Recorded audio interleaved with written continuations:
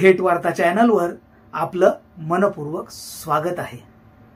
महाराष्ट्र सरकारवर सामाजिक न्याय व विशेष सहाय्य विभागाचा निधी वळवल्याचा आरोप विरोधी पक्षांनी केला आहे। या संदर्भात आज आपण चर्चा करूयात। सोशल मीडियावरील चर्चेनुसार महाराष्ट्रातील महायुती सरकारने सामाजिक न्याय व विशेष सहाय्य विभागाला मंजूर केलेल्या निधीपैकी काही रक्कम लाडकी बहीण योजनेसारख्या लोकप्रिय योजनांसाठी वळवल्याचा दावा विरोधी पक्षांनी केला आहे। हा निधी प्रामुख्याने अनुसूचित जाती, मागासवर्गीय, दलित, आदिवासी आणि वंचित समाजाच्या कल्याणासाठी वापरला जातो। सामाजिक न्याय विभागासाठी मंजूर 3,960 कोटी रुपयांपैकी 410 कोटी रुपये लाडकी बहीण योजनेसाठी वळवण्यात आल्याचा आरोप आहे। याशिवाय 2025-26च्या अर्थसंकल्पात सामाजिक न्याय विभागात 3,000 कोटी आणि आदिवासी विकास विभागात 4,000 कोटी रुपयांची कपात केल्याचा दावा आहे। महाविकास आघाडी यांनी हा निर्णय घटनात्मक तरतुदींचे उल्लंघन आणि समाजावरील अन्याय असल्याचं म्हटलं आहे। सामाजिक न्याय व विशेष सहाय्य विभाग अनुसूचित जाती, ज्येष्ठ नागरिक, तृतीयपंथी आणि सामाजिक सुरक्षा प्रदान करण्यासाठी कार्यरत आहे।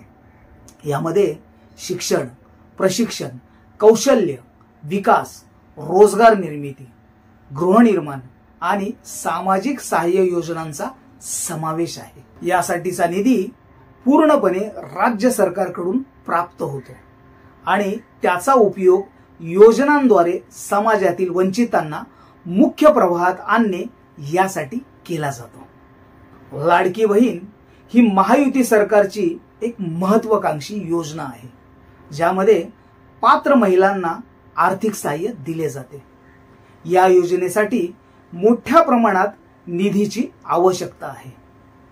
विरोधी पक्षांच्या दाव्यानुसार राज्याची आर्थिक तिजोरी कोरडी पडत असल्याने सरकारने सामाजिक आणि आदिवासी विकास विभागाच्या निधीमध्ये कपात करून हा निधी लाडकी बहीण योजनेसाठी वापरला। सामाजिक न्याय विभागातून 410 कोटी रुपये आणि आदिवासी विकास खात्यातून 335 कोटी रुपये वळवल्याचा दावा आहे। यंदाच्या अर्थसंकल्पात सामाजिक न्याय विभागात 3,000 कोटी आणि आदिवासी विकास विभागात 4,000 कोटींची कपात झाल्याचे सांगितले जाते। विरोधी पक्षांनी हा निर्णय सामाजिक न्यायाच्या तत्वांविरुद्ध आणि घटनात्मक तरतुदींचे उल्लंघन करणारा असल्याचे म्हटले आहे। सामाजिक विभागाचा निधी कापल्याने दलित, आदिवासी आणि मागासवर्गीय समाजाच्या कल्याणकारी योजनांवर परिणाम होईल असा दावा आहे। काही विरोधी नेत्यांनी तर सामाजिक न्याय विभाग बंद करण्याचा विचार असल्याचे मंत्र्यांनी बोलून दाखवल्याचा आरोपच केला आहे, ज्याला त्यांनी महाराष्ट्राच्या इतिहासातील अभूतपूर्व घटना म्हटले आहे। निधी वळवल्यामुळे सामाजिक न्याय विभागाच्या योजनांवर अवलंबून असलेल्या अनुसूचित जाती, मागासवर्गीय आणि इतर दुर्बल घटकांवर याचा थेट परिणाम होऊ शकतो। विरोधी पक्षांनी म्हटले आहे की राज्य सरकारच्या चुकीच्या आर्थिक धोरणांमुळे तिजोरीवर ताण आला आहे, ज्यामुळे अशा प्रकारचे निर्णय घेतले जात आहेत।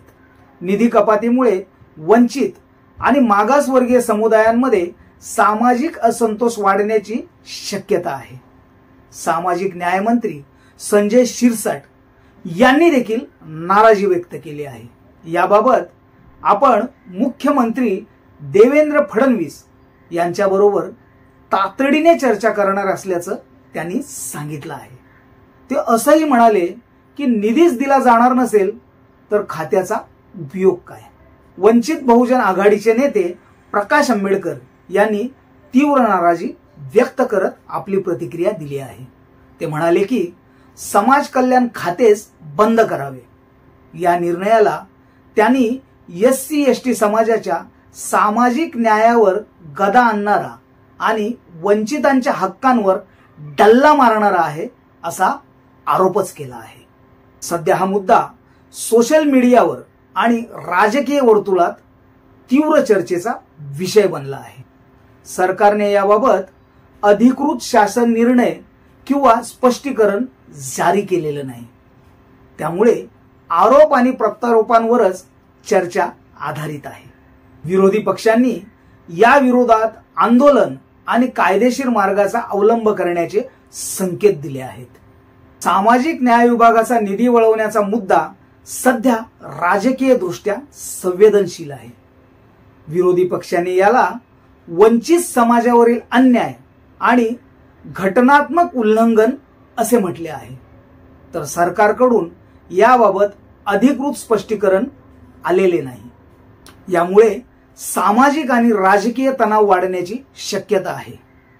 अधिकृत माहिती मिळाल्यावरच याबाबत स्पष्ट चित्र समोर येईल। तर तुम्हाला हा व्हिडिओ कसा वाटला ते कमेंट बॉक्समध्ये जरूर लिहा आणि व्हिडिओला जास्तीत जास्त लोकांपर्यंत शेअर करा। जय भीम, जय संविधान।